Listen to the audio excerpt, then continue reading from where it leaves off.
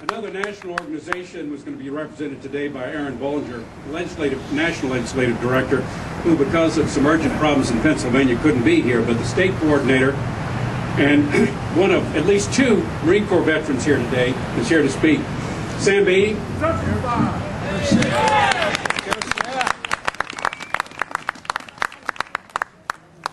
Good afternoon, folks. It's good to see all y'all here. I want to start out back in '97. Went down here to the Federal Building. Right before I went to Paris Island and took an oath of enlistment. First few words in it.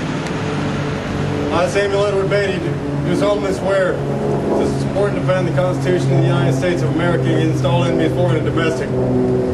Then it went on to say that I'll obey the orders of the President of the United States and the officers appointed over me, so help me God.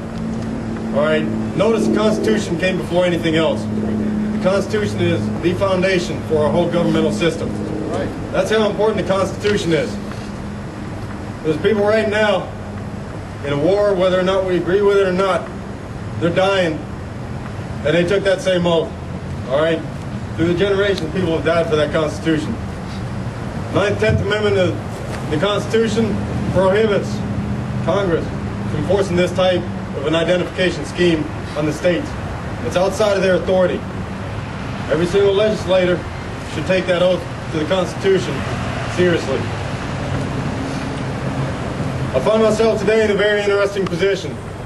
Not only am I a citizen of this state, but I'm also a veteran of the United States Marine Corps. Like you, I not only owe the general duties that all citizens owe to their state, but having taken an oath to the Constitution, my duties are somewhat extended.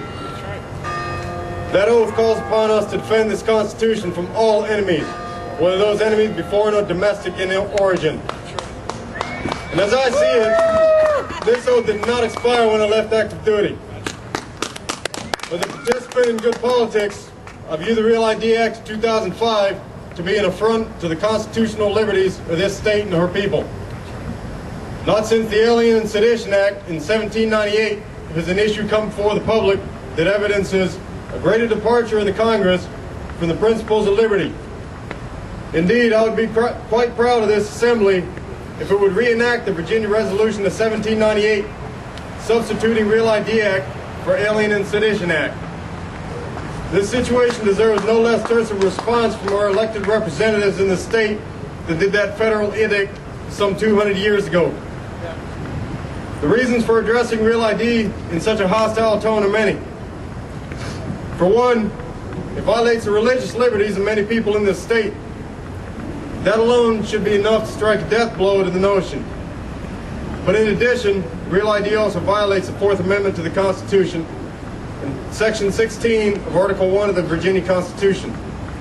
There indeed may be others.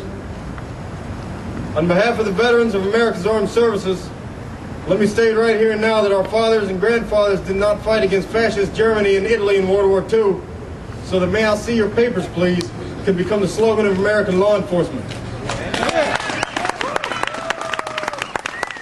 Indeed, when I swore to defend our Constitution against even domestic enemies, I never even in my wildest dreams imagined that leaders of American defense agencies would become those enemies, nor that such a textbook example of fascism would come home to roost. As a veteran and as a citizen of this state, I implore the state of Virginia, in the most humble terms possible, to sharply rebuke the federal government without hesitation or reservation.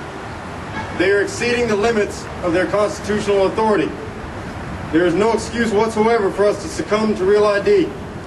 Indeed, the oath to support and defend our Constitution requires that our legislators take the exact opposite course of action.